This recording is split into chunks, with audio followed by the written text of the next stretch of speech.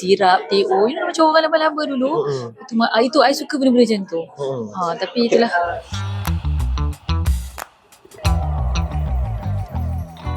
Pada usia 43 tahun, tips ataupun pemakanan yang diamalkan Farhan sekarang ni?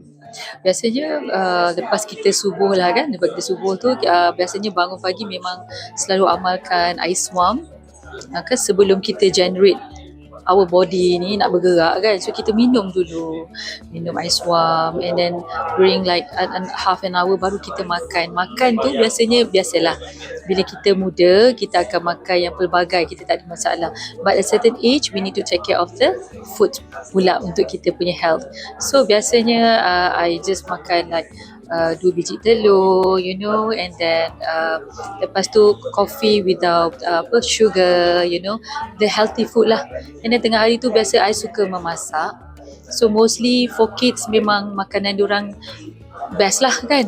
Tapi kita pula, for me at this age, I tak makan makanan macam biasa, tapi cuma portion tu. Okay. You have to limit your portion. Maksudnya makan sedikit tapi selalu. So that means our tummy tu digest dengan cantiknya lah. Itu je yang I amalkan. Yang kira-kira dalam satu hari mungkin berapa liter air putih yang akan diambil? Okay, the most is 2 liter. 2 liter. Okay, 2 liter. Tapi kadang-kadang kita ni bila dah sibuk kerja, kita lupa nak minum air. At least lah, for a day tu memang 4 glasses we have to drink. Yep. Adakah Farhan agak cerewet juga untuk menyediakan masakan untuk keluarga lah? I tak cerewet, but I love cook. I see. I tak sure I love cook. So I love cooking. So jadi I akan masak semua makanan-makanan Melayu. Dan dalam family pun diorang tahu I memang suka memasak. I akan masak lemak, everything. Sebenarnya makanan kita is okay je, cuma apa yang kita ambil tu. Maksudnya kita tahu kita masak lemak, benda yang macam berlemak apa semua kan, tapi kita tak perlulah ambil banyak.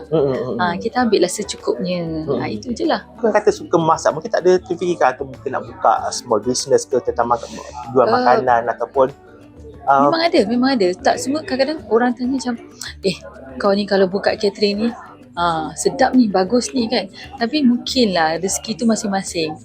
Kadang-kadang kita rasa nak buat tapi kita tahu kita kemampuan kita kot mana kan, macam boleh ke handle, boleh kata kan, sebab sekarang ni pun dah cukup dah, kita punya jadual tu penuh kan, lagi nak concentrate the niat tu memang ada kan biasalah.